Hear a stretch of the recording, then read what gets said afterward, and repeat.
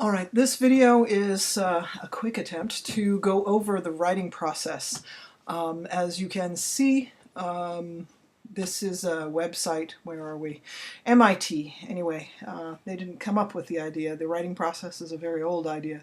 Massachusetts Institute of Technology. I just really like their handout, so that's why I'm sharing it with you. Background, writing is easy. You just open your veins and bleed, says Red Smith, sports writer. As you might expect, writing process refers to a series of concrete, discrete steps which you follow when carrying out a writing assignment. Although different versions of the writing process can be found, some with as few as 3 steps, others with as many as 8, they generally move from a writer-oriented stage of pre-writing through drafting to the reader-oriented stages of revising and editing. Which is to say, figure out what your own ideas are first and how you're going to treat your sources first, and then think about, as you shape your composition, think about who you're writing for and how you want to communicate with those people. The process outlined below, comprising 5 steps, is specific enough to make the crucial steps separate and yet not so complex that it is discouraging. And these are the basics, and this is how I teach them, frankly. Step 1 is generating ideas, and this involves things like brainstorming, doing research, talking to people, free writing, which I'll describe in a little more detail later. Step 2 is planning and organizing. This usually involves something along the lines of deciding what your research question is, deciding what your thesis statement is, what your point is, what your whole paper will work toward, and then organizing, which is usually, well, it's an outline, not necessarily a formal one, some kind of a thumbnail sketch of how you're going to get from one point to the next and what those points are. Pardon me. Step 3 is drafting, of course, which we're familiar with. Very often you're going to be doing it typing on a keyboard, but many of you may discover that you actually write better if you draft on paper first, because the process is different and the way that your brain works is different, and sometimes you come up with better ideas when writing things by hand, and sometimes your ideas are communicated better that way. But anyway, you can still type on a computer as you like. Step 4 is revising, and basically I describe that as the step where you cut, move, and add, which is to say, you print out your draft, you read it through, and you think about whether or not you've said everything you needed to say, whether or not you've explained everything that you've brought up. And if you have not done that, then that's where you add stuff. And you might read it and you might say, oh, well, you know, here's a whole section that I didn't really need to talk about. So that is a section that you will cut. And another thing that happens to most of us, I think, once in a while, you read your draft and you realize that your 7th paragraph really ought to have been your 2nd paragraph, for example. So, revise.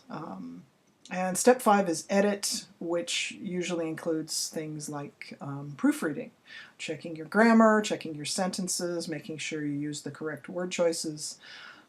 So here we go. But wait, why should you use a formal writing process at all? Good question. The answer, why I should use a writing process: a blank piece of paper. Nobel Prize-winning writer Ernest Hemingway, when asked about the scariest thing he'd ever encountered.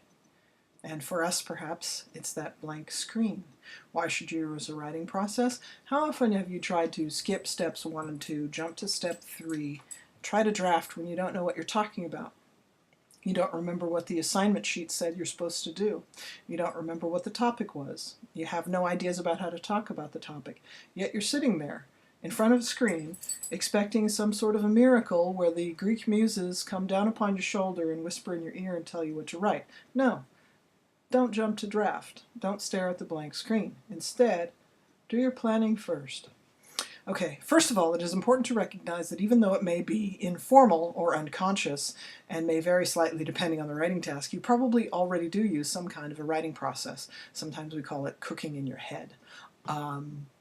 Maybe your process is procrastination, where you put off doing the writing because you're uncomfortable doing it, you're not sure how to do it, and then you As is often done the night before, the morning before the assignment is due, you take a short break, you reread the paper, you fix spelling errors, and then you turn it in, even though the paper never made any sense and it never had any good ideas and you didn't do the right kind of research.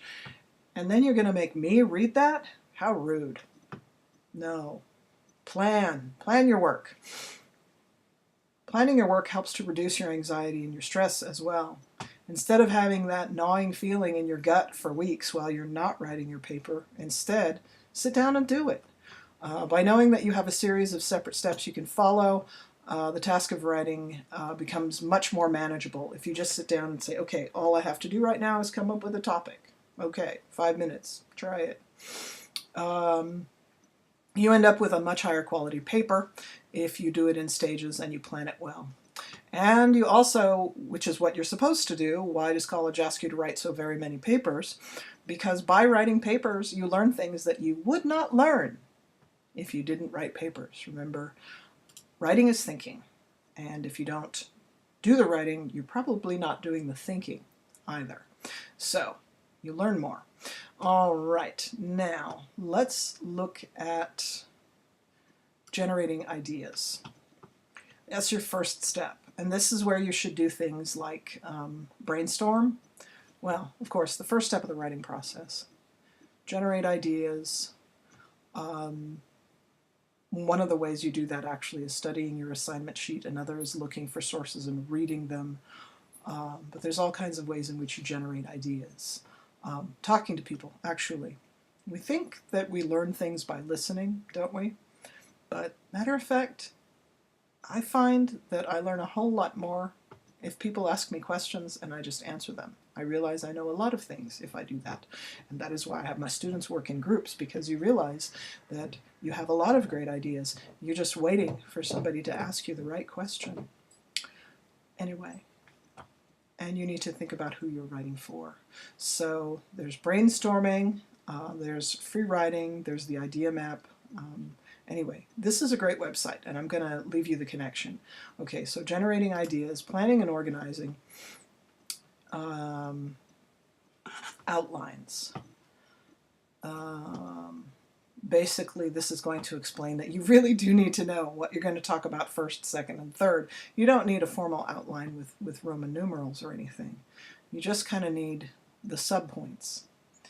And the other thing, of course, you need to organize is you have to have a research question that you're trying to answer, or you have to have a thesis that you're attempting to prove. And that's what planning and organizing is about. 3 is drafting. I think you've had a lot of practice doing that, so I'm not really going to go over it, but you can read more about it here. Revising, right? It means seeing again. That's what revising means. So don't draft and then print and then read in 10 minutes after you've written, because you won't actually be able to see your paper, if you know what I mean. You need distance. So go for a walk, go make a ham sandwich, sleep on it, whatever. Come back to the paper with some distance, and then try revising it. Anyway, this site has a lot of good advice, and I'm going to leave you the URL in Canvas right after this video, so you can study it more carefully and benefit from it. All right.